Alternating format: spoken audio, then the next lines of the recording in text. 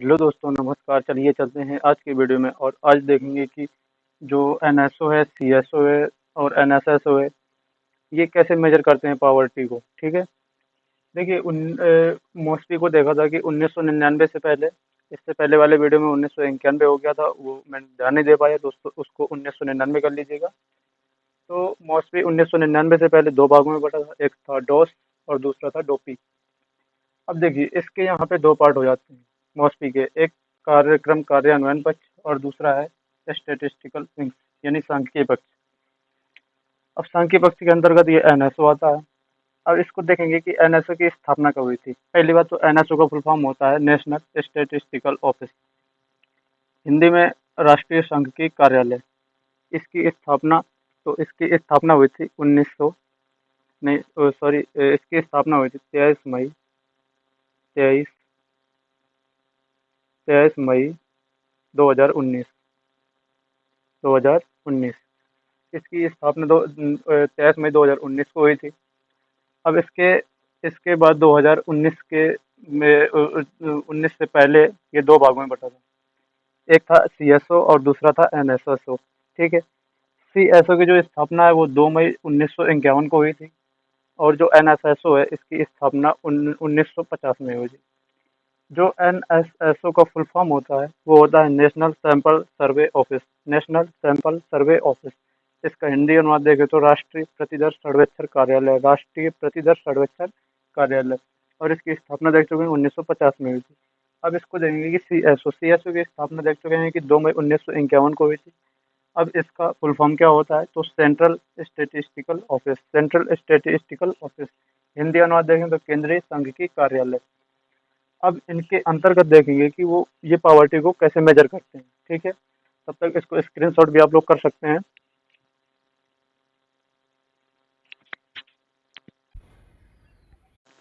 अब दोस्तों देखिए, हमने इसको पहले ही बता दिया था कि एनएसओ की स्थापना 2019 में हुई थी और सीएसओ की और एनएसएसओ इनकी सबकी स्थापना बता दिया था। अब देखते हैं कि ये कलेक्ट कैसे करता है, बहुत ध्यान से समझिए। देखिए जो एनएसएसओ है जो कलेक्ट करता है, कलेक्ट जो डाटा कलेक्ट करता है वो करता है सामाजिक आर्थिक डाटा, उपभोगगत व्यय डाटा, उपभोगगत व्यय डाटा और बेरोजगारी संबंधी डाटा, गरीबी संबंधी डाटा।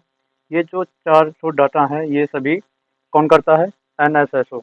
अब बात करते हैं कि सीएसओ। सीएसओ जो डाटा कलेक्ट करता है उसमें आता है राष्ट्रीय आय की गणना, उद्योगों का वार्षिक सर्वेक्षण, जो भी उद्योग है उनका वार्षिक सर्वेक्षण कार्य करता है। औद्योगिक औद्योगिक उत्पादन का सूचकांक, इसकी भी गणना करता है, कौन करता है, CSO.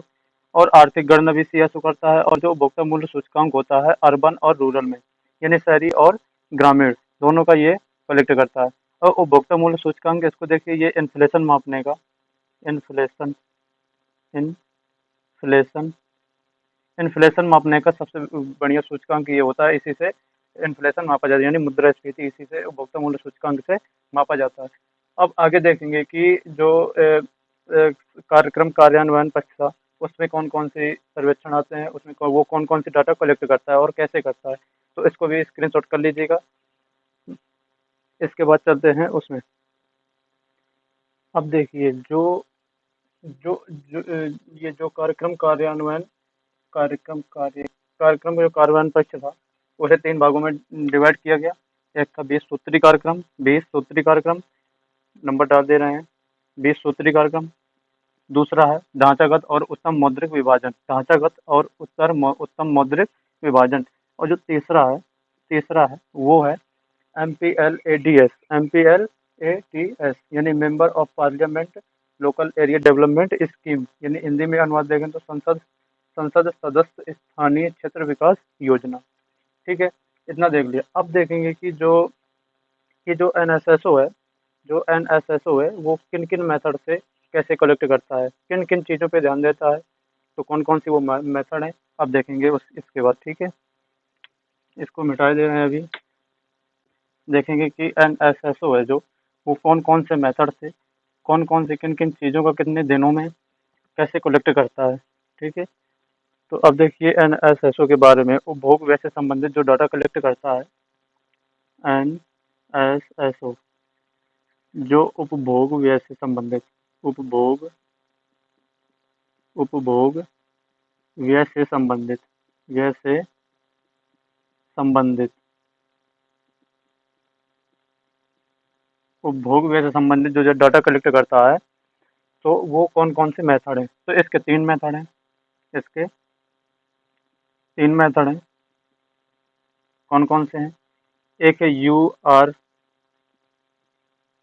P, U R P है एक, U R P, U R P method, method. एक है M R P, M R P, एक यू आर पी, फिर एम आर पी, और फिर एम एम आर पी। इसको देखें, इसको देखें तो uniform, uniform recall, recall recall period, recall period, uniform uniform recall period. और इसका जो हिंदी अनुवाद देखें तो एक एक समान स्मरण अवधि, एक समान, एक समान, एक समान स्मरण, स्मरण अवधि, एक समान स्मरण अवधि। अब एम आर पी का आप देखेंगे, अभी देखा यू आर पी, अब देखेंगे कि M R P method. M R P का मतलब होता है mixed, mixed recall, recall period, mixed recall period, recall period. ठीक है, मिक्स्ड रिकॉल पीरियड मतलब मिश्रित, मिश्रित स्मरण अवधि, मिश्रित, मिश्रित स्मरण, स्मरण अवधि, मिश्रित स्मरण अवधि। ठीक है। अब इसको देखेंगे कि एम एम आर पी का फुल फॉर्म क्या होता है। तो एम एम आर पी का फुल फॉर्म होता है modified mixed recall period, modified, modified mixed, mixed, mixed recall, recall period. अब देखिए, इसका फुल फॉर्म तो हो गया मॉडिफाइड मिक्स्ड रिकॉल पीरियड। अब हिंदी में देखेंगे संशोधित मिश्रण स्मरण अवधि, संशोधित मिश्रित मिश्रण स्मरण अवधि। ठीक है। अब देखेंगे कि इनकी स्थापना कब हुई थी। तो देखिए, इसकी जो शुरुआत हुई थी 1954 में हुई थी। इसकी शुरुआत, इसकी शुरुआत जो हुई थी जो 1954 में हुई थी। ये शुरू करने वाले कौन थे, इसको किसने दिया था? तो वो थे Mahal नोबिस, PC, PC Mahal, Mahal नोबिस, PC Mahal नोबिस। ठीक है, पीसी महाल नोबिस, ये इनको देने वाले थे। इन्हीं के जन्मदिन पर 20 अक्टूबर को विश्व सांख्यिकी दिवस मनाया जाता है। तो इन्हीं की याद रखिएगा कि महान नोबिस के जन्मदिन पर ही 20 अक्टूबर को विश्व सांख्यिकी दिवस मनाया जाता है। ठीक है।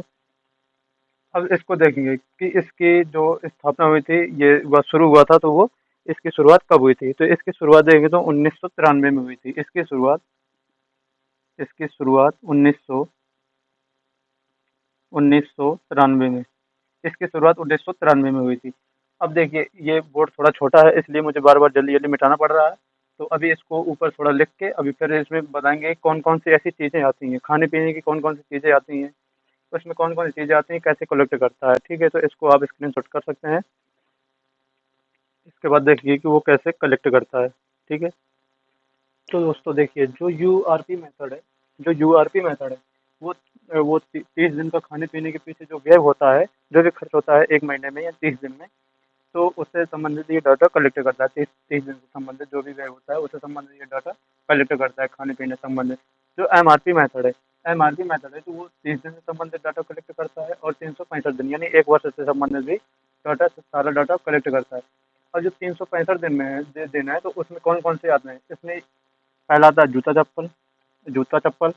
और दूसरा ये कपड़ों पर हो गया, कपड़ों पर भी जो व्यय होता है उससे संबंधित ये कलेक्ट करता है। और स्वास्थ्य पर जो खर्च होता है, शिक्षा पर, और जो उपभोक्ता टिकाऊ वस्तुएं होती हैं, जैसे रेफ्रिजरेटर हो गया, जैसे रेफ्रिजरेटर हो गया, टेलीफोन हो गया, ये सब इसमें उपभोक्ता टिकाऊ वस्तुओं में आती हैं। तो इससे संबंधित सभी डाटा ये MRP method collect, MRP method से सभी कलेक्ट होते हैं। ठीक है। अब जो एम आर पी मेथड है, इसका प्रयोग 2019 में भी हुआ था और 2011 में भी हुआ था। फिर इसके बाद इसका प्रयोग नहीं हो रहा है अभी। तो इसका प्रयोग 2019 में और 2011 में हुआ था।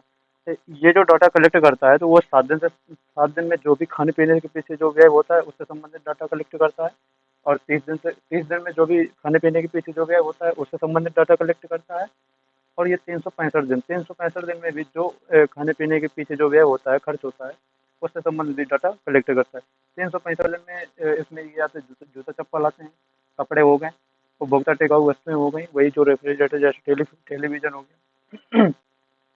और शिक्षा पर जो भी व्यय होता है और जो स्वास्थ्य पर होता है वो भी, ये सभी डाटा एमआरपी मेथड से कलेक्ट किया जाता है। तो इसमें आप समझ गए होंगे।